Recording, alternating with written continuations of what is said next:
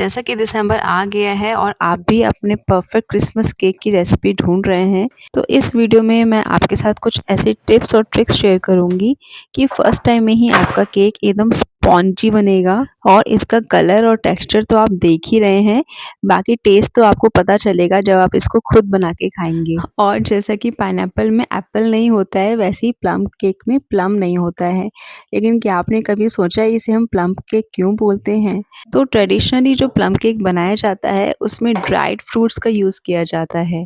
Dried यानी कि fruits को सुखा कर के बैटर में यूज़ किया जाता है और उसी से उसका टेक्सचर आता है, फ्लेवर आता है, जो आपको बहुत ज़्यादा पसंद आता है। और ये जो ट्रेडिशनल ड्राइड फ्रूट केक होता है स्पेशली क्रिसमस पे बनाया जाता है। तो मैंने भी यहाँ पे प्लम केक बनाने के लिए यानी कि ड्राइड फ्रूट केक बनाने के लिए ले लिया था थोड़ा सा मैंगो, कीवी और पाइनएप्पल के स्लाइसेस। और फिर मैंने लिया था 1/4 कप से थोड़ा सा कम ब्लैक रेजिन्स और फिर ये ड्राइड क्रैनबेरीज 1/4 कप के आसपास। फिर मैंने ले लिए थे थोड़ी सी ड्राई फ्रूट्स जिसमें था काजू, वॉलनट्स और फिर ये गोल्डन वाले रेजिन्स। मैंने यहाँ पे टूटी फ्रूटी भी लिए थे, वो भी आप ले सकते हैं, उससे भी बहुत ही अच्छा फ्लेवर आता है। अब ये जितने भी ड्राइड फ्रूट्स हैं और ये रेजिन्स हैं, इन सभी को हमें सोक करना है जूस में। वैसे तो ट्रेडिशनली इसे रम में सोक किया जाता है काफ़ी दिनों के लिए, काफ़ी महीनों के लिए, बट क्योंकि हम ये इंस्टेंट बना रहे हैं और अल्कोहल फ्री बना रहे हैं, तो हम इसे जूस में सोक करेंगे। अब जूस कौन-सा लेना है, आप चाहें तो जो रियल में ओरिजिनल जूस आता है, प्रॉपर ऑरेंज का जूस निकाल कर के, वो आप ले सकते हैं या फिर आप पैकेट वाला भी ले सकते हैं। अगर आपके पास टाइम है, आप कुछ दिनों तक इसको सोक करके रख सकते हैं, तो आप ओरिजिनल जूस में ही इसको सोक करिएगा। प्रॉपर फ्रेश जूस निकाल कर के आप इसको सोक कर सकते हैं हफ्ते भर के लिए या फिर 10 दिन के लिए। लेकिन क्योंकि हम यहाँ इंस्टेंट बना रहे हैं, तो मैंने यहाँ पे पैकेट वाला जूस लिया है। ये मैंने यहाँ पे 1 कप के आसपास लिया है। इसे मैंने ऐसे ही थोड़ी देर के लिए ढक कर के सोक करने के लिए छोड़ दिया था, क्योंकि बीच में मुझे मोलेसेस की भी तैयारी करनी थी। तो जब तक ये सोक हो रहा था अराउंड 15-20 मिनट में मैंने फिर मोलेसेस रेडी कर लिया था। और बाकी के जो ये ड्राई फ्रूट्स हैं इसको आप कट कर लेंगे ताकि बाद में आप इसको ऐसे ही ऐड कर सकें। अब मैंने जो ये मोलेसेस बनाया था सिर्फ 2 चम्मच चीनी और 2 चम्मच गुड़ के पाउडर से बहुत ही जल्दी बन जाते हैं। इसकी सेपरेट वीडियो मैंने डाली है, आप वहाँ पे देख सकते हैं, मैं डिस्क्रिप्शन बॉक्स में उसका लिंक दे दूँगी। बाकी अब हमारे ये फ्रूट्स जो हैं सोक हो गए थे, तो अब हमें इसको थोड़ा-सा पकाना है। और आपको समझ में आ गया होगा कि मैंने ओरिजिनल जूस को यूज़ क्यों नहीं किया, क्योंकि ओरिजिनल जूस को ऐसे पकाने से उसका टेस्ट बहुत ही ज़्यादा ख़राब हो जाता है।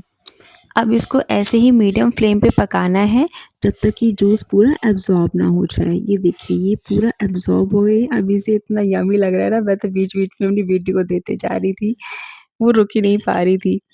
अब इसी में हम इसमें जो ड्राई फ्रूट्स हमने छोड़ दिए थे वो यहाँ पे हम ऐड कर देंगे। और अब साइड में हम इसके जितने भी ड्राई इंग्रेडिएंट्स हैं वो रेडी करेंगे।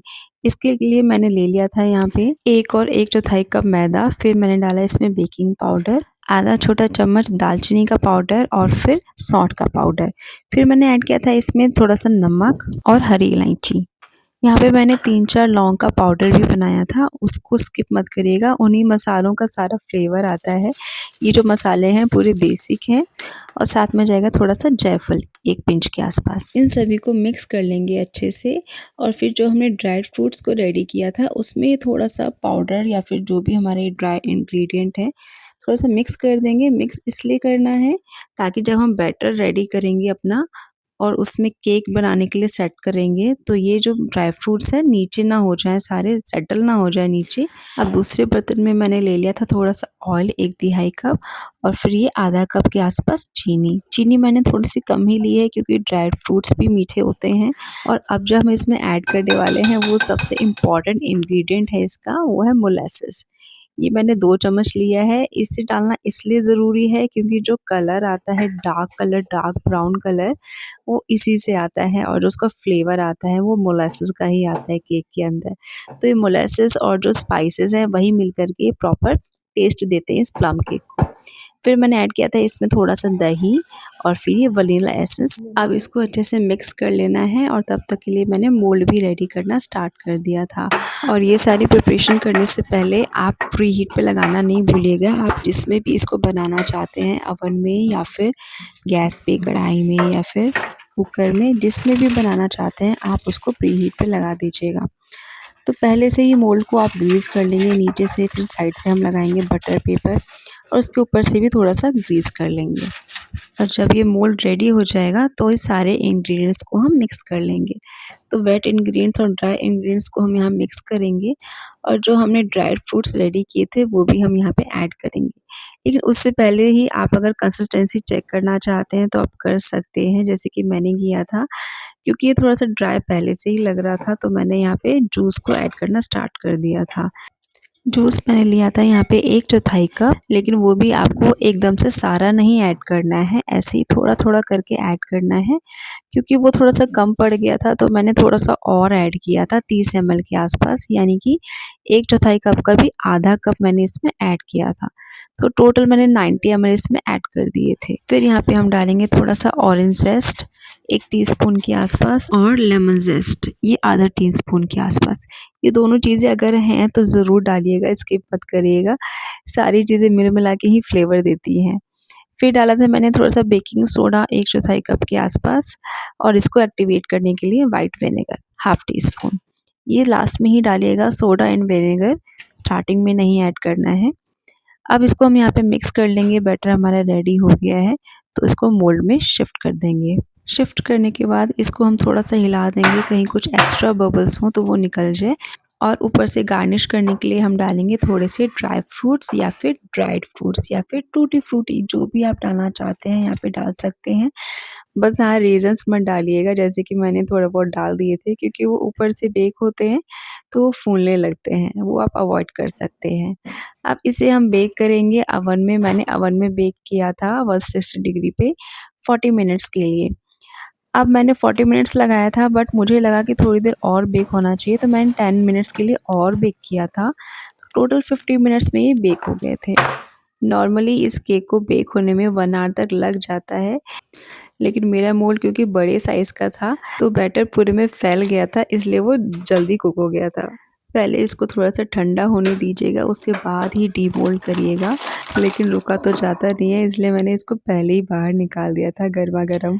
ये देखिए बन के रेडी हुआ है ना, एकदम परफेक्ट कलर, परफेक्ट टेक्सचर के साथ ही क्रिसमस प्लम केक। ये अभी भी इतना गर्म है कि इसमें भाप निकल रहा है। आपको यकीन ही नहीं होगा कि मैंने ये सिर्फ 1/4 कप मैदा से बनाया है। इतना फ्लफी, इतना स्पॉन्जी और इतना यम्मी तो मैं बता ही नहीं सकती जब तक आप नहीं बनाएंगे और आप नहीं बताएंगे मुझे।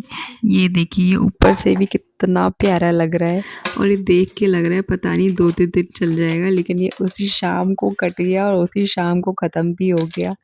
रुका ही नहीं जाता है। आप 1 बाइट, 2 बाइट, आधा केक कैसे ही खा जाएँगे पता ही नहीं चलेगा।